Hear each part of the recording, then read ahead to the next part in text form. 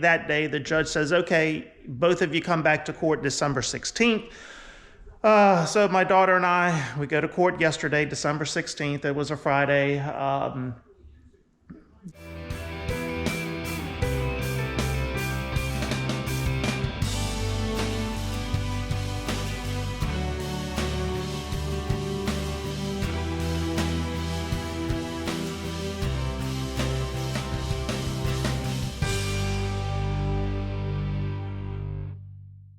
It took me about 2 weeks, but I finally found some 15-inch tires that I can finally get tires on this rim and get that wagon going again.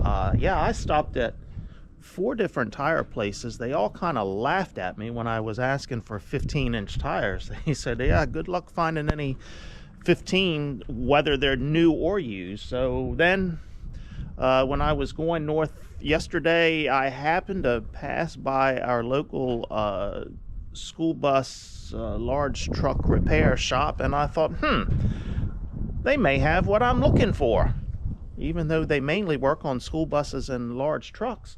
Sure enough, I stopped in there and asked, and he said, yeah, let's walk back here. I think I have some back here. And there we go, 4 used 15-inch tires in good shape here. So I hope they're going to do the job for me, so let me get them changed. I am not a fan of cold weather, and it's cold, but, you know, by some of your standards, those of you watching, it's not really that cold here. We're probably in the low 40s today. We got down to 28 degrees last night, but I do not like cold weather. So I came out here to the shop today.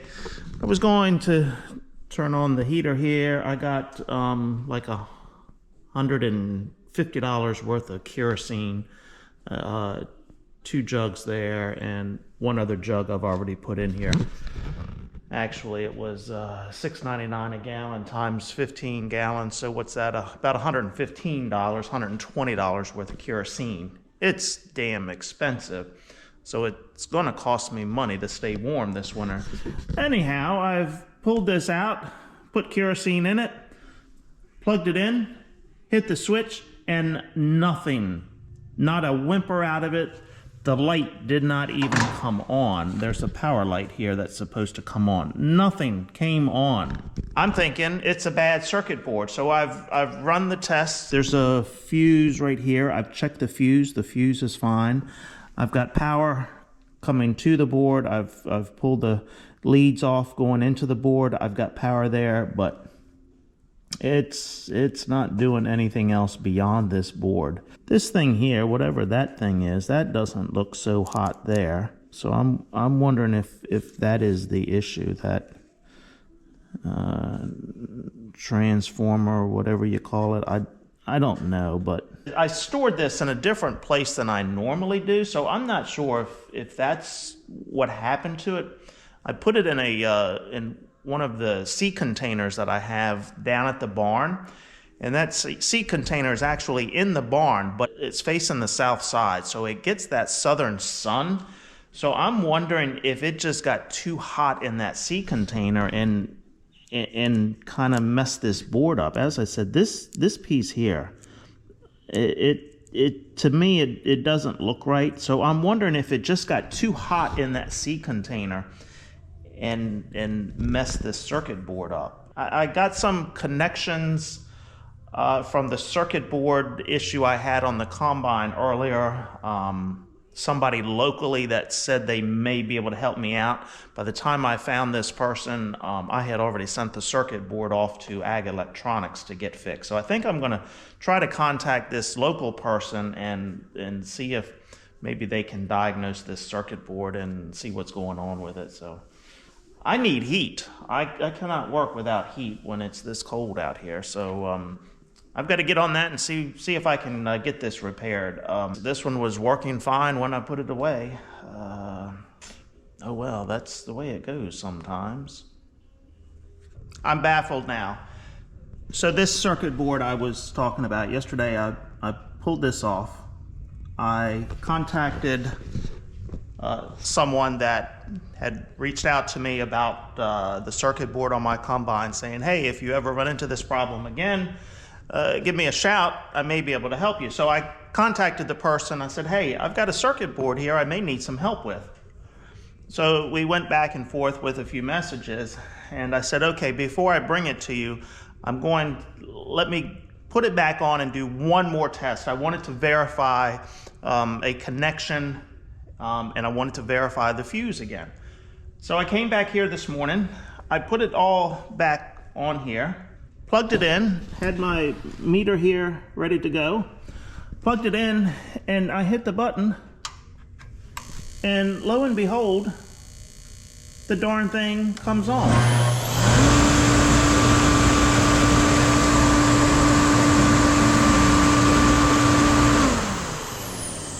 So I've got it, well, you can see it's smoking a little bit now, and I think that's because the cover's off and the air fuel mixture isn't right. But I'm scratching my head over this one. I didn't do anything except unplug the wires, take the circuit board off, brought it back this morning, plugged everything back in, put the circuit board on, and it seems to be working. So, hey, fingers crossed.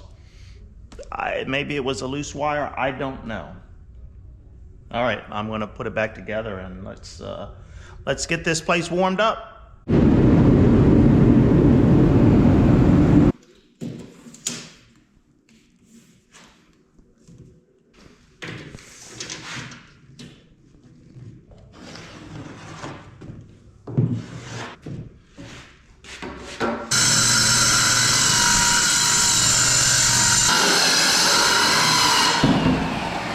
All right, what I'm doing here is cutting the tops for the salt spreader that goes on this pickup truck. So I've cut two pieces here, 30 inches wide, and now I'm going to paint them up, and probably, today is Saturday, probably on Monday they'll be dry enough. I can go ahead, put the hinges on them, slap them on top of the salt spreader, and I'll have tops on them. We have got snow in the forecast for Thursday, Friday, I believe. So right now it's a bit iffy because we are, what, 5, 6 days away from it. So it can go either way, but there are some rumblings of a coastal snowstorm. So it's time to get the show on the road here and get everything ready to go. So I'm going to get these pieces painted up. Then I'm going to finish, while these pieces are drying, I'm going to finish wiring the lights on here. I've got my wires here ready to go. I've just got to roll under the truck, get them tucked underneath of there nicely, run it up here to the engine compartment, and get them hooked up to the auxiliary switches. Okay, I went to my local hardware store to get some paint, and paint is darn expensive right now, so I don't want to put a whole lot into this project. So they had this shelf of paint misfits or paint mix-ups or something like that. So I guess it's where the employees can't read the formula to mix the paint. So I picked this one out. Banana error. Can you see that? Banana error. My assumption is it was supposed to be banana color. You see the color on the bottom, that yellow, and it ended up being this brown color. I don't know how that happened. So anyhow, for the first coat on here, I'm going to paint these black. That's the color I want to end up with is black. But as a first coat, I got some of this mixed error paint or mix-up paint, or the misfit paint. It was cheap. I think it was $5 for the quart. I'm going to slap the first coat on of that yucky color, and then I'll come back with the black.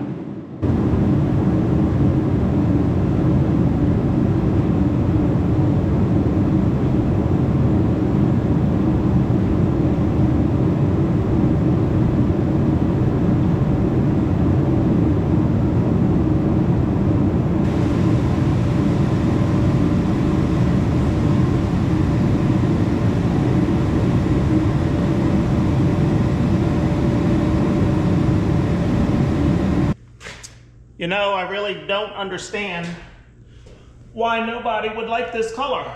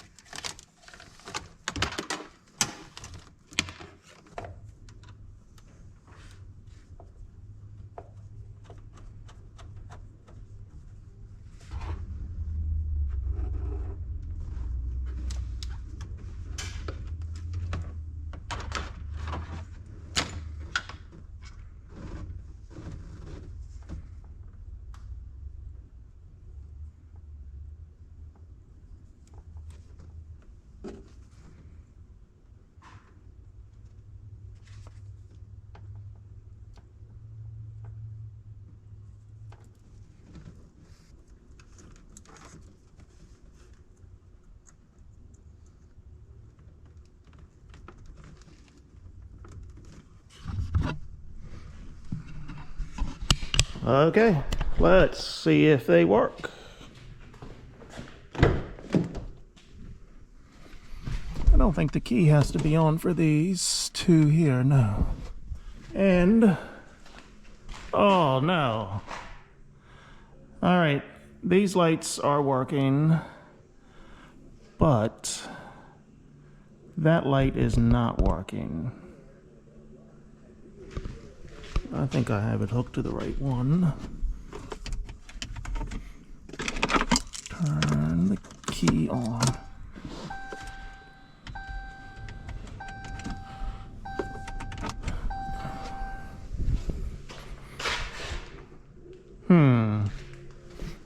All right.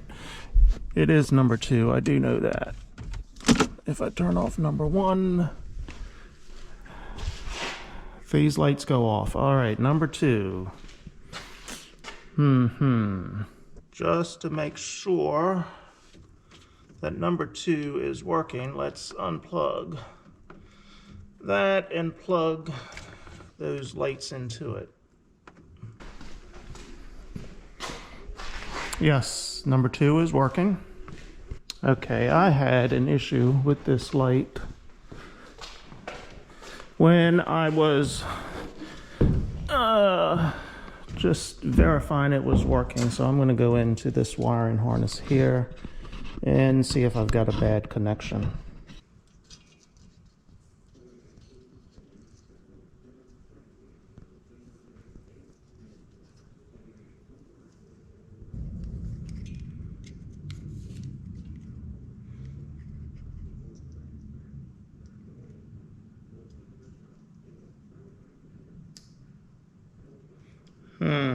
Nothing.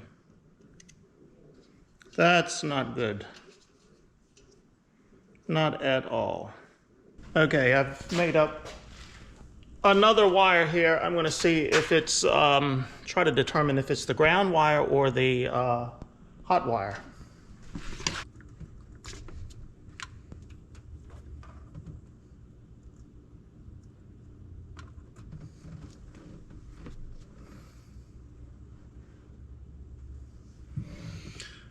Okay, nothing there. All right, wait a minute. It's working now.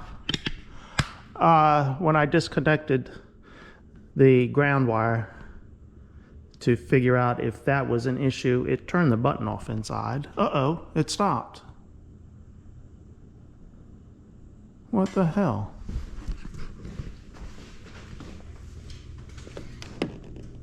The light is still on.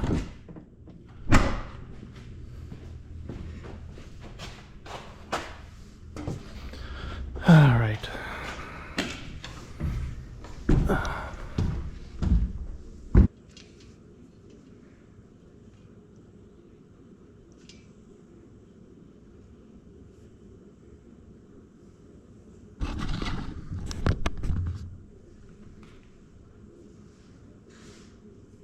And now it's stopped.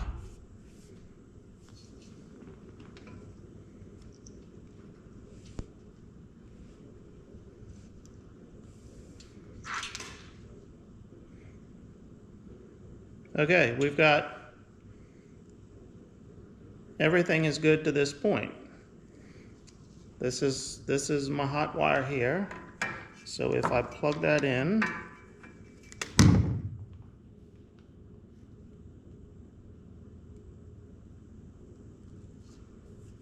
then I've got nothing there.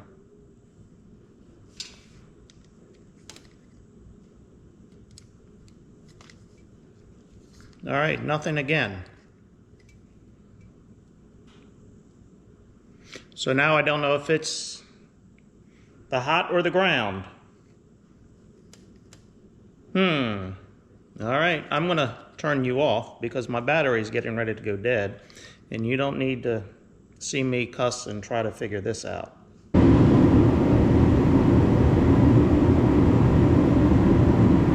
Well, okay.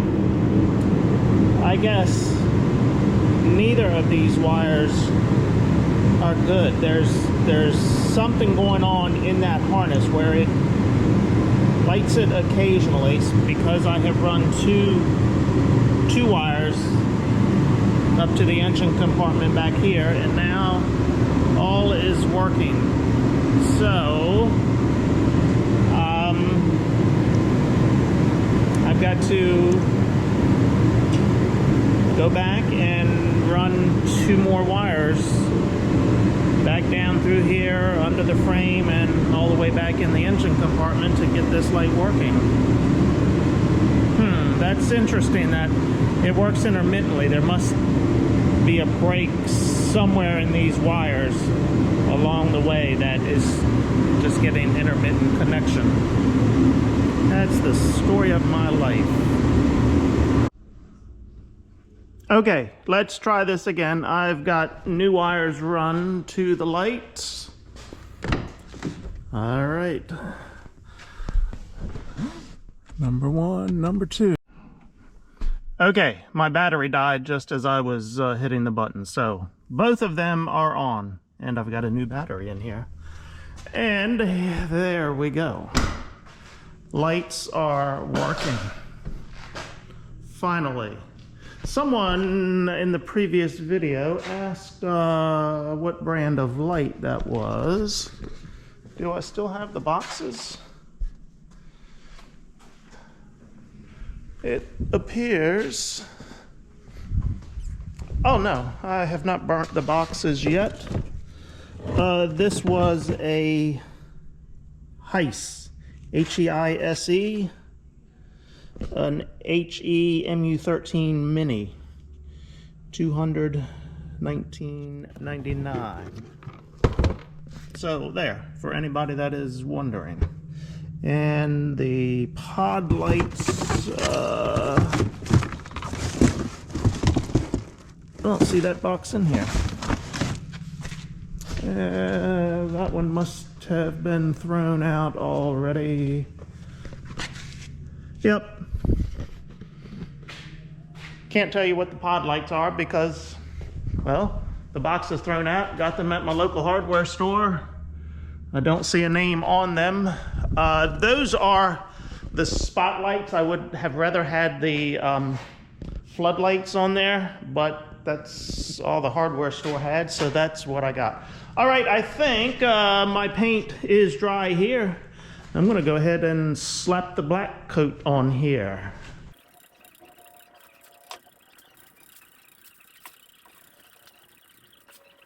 Would you like to watch paint dry with me? Well, nah, you probably don't. All right, I've got that painted. Hey, a quick update on one of our theft cases. I'm not sure if I told you about this one. This happened back in June. We had two guys come into the store. One of them, we didn't realize it until later, one of them actually had an ankle monitor on, so that tells you where this story is going. So they came into the store, they bought some product, but they ended up stealing more product than they bought from us. I think it was about $150 worth of product. We called the police. In the meantime, we put a picture at our register of these two guys. One of our customers, within an hour of this picture going up, one of our customers recognized the guys, so we got a name on them. So by the time the police got there, we already had names for them. Well, come to find out, that same day they had gone to another local marine business less than a mile from us, got them for over $1,000 worth of product. So got us for about $150. So last week of October, we had to go to court for these two guys. One of them was already in jail. It was a father-son duo, like father, like son. The father was already in jail for a previous crime. They are fishermen. I think he may have been in jail for some undersized fish, undersized crabs, too many fish, too many crabs. I'm not really sure. They come into court before the judge. The father comes in first. He doesn't have an attorney. The judge says, well, you need to get an attorney. Okay, he said, I'll get one. The judge gave him the information for a public defender. Well, the son is in the courtroom, so he watches this. What does he do when he gets up? I don't have an attorney. Okay, so my daughter and I have just wasted 3 hours of our day sitting in court for nothing. All right, so we get a subpoena. Well, we get a new court date that day. The judge says, okay, both of you come back to court December 16th. So my daughter and I, we go to court yesterday, December 16th. It was a Friday. Get into court. The father is still in jail. We're looking around the courtroom. We don't see the son anywhere around. So the case is finally called. The father had not been brought over from the jail to the courthouse yet, so that delayed it about another 15 minutes. So they went and got the father, brought him over. Well, his public defender is not there. He said, yep, I signed the papers in October when I was before you, Your Honor. I've talked to my public defender. I don't know where she is. So the bailiff heads out of the courtroom. Public defender's office is there in the complex where the courtrooms are. They go looking for the public defender.